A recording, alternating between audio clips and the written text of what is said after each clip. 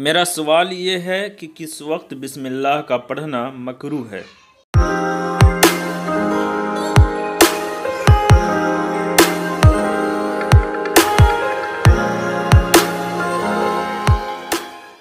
कुरान में एक सूरह है सूरह तौबा, जिसको सूरह बरत भी कहा जाता है।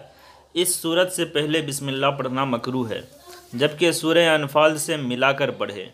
सूरह अनफाल से मिलाकर पढ़े इसका मतलब ये है कि सूरह तौबा से पहले जो सूरह अनफाल है, अगर हम सूरह अनफाल पढ़ रहे थे उसके बाद हमने सूरह तौबा को शुरू किया तो अब हमें बिस्मिल्लाह पढ़ने की ज़रूरत नहीं है, बल्कि अगर हम बिस्मिल्लाह पढ़ेंगे तो बिस्मिल्लाह पढ़ना हमारे लिए मकरूह होगा। लेकिन अव्वलन हम पहली मर्तबा ही सूरह तौबा को ही शुरू कर रहे हैं तो उसमें बिस्मिल्लाह पढ़ सकते हैं। इस बात को अच्छी तरह से समझ लें।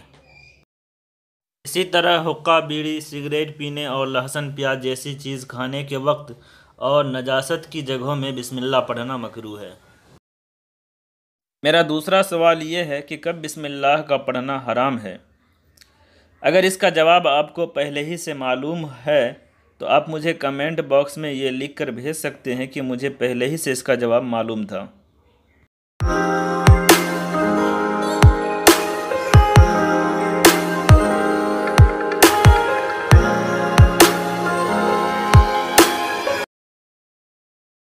हराम काम करने के वक्त और चोरी वगैरह का नाजायज़ माल इस्तेमाल करने के वक्त बिस्मिल्लाह का पढ़ना हराम है। और वो शख्स कि जिस पर गुस्ल फ़र्ज़ है, यानी नापाकी की हालत में बिस्मिल्लाह को तिलावत की गर्ज से पढ़ना हराम है। यहाँ पर एक बात अच्छी तरह से समझ लें कि मैंने बिस्मिल्लाह को तिलावत की गर्ज से पढ़ने को हराम कहा है। चुनांचे अगर कोई शख्स ज़िक्र या दुआ की नीयत से बिस्मिल्लाह पढ़ता है तो ऐसे शख्स के लिए बिस्मिल्लाह का पढ़ना नापाकी की हालत में भी हराम नहीं होगा।